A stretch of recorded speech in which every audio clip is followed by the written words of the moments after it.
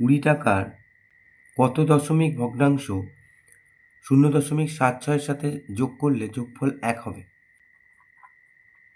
তাহলে আমরা প্রথমে দেখে নিই এর সাথে কত যোগ করলে 1 হয়।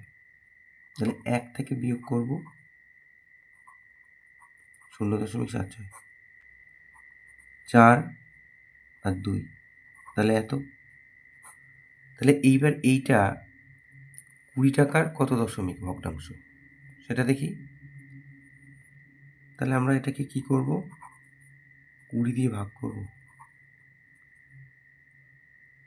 তাহলে এই যে 0.24, তলায় 20 লিখে দিই, দশমিক তুলে দিই, দুটো শূন্য, তাহলে 12 হলো, আর এখানে 1000, তার মানে হচ্ছে 0.012 এইটা। তাহলে অতএব নির্ণেয়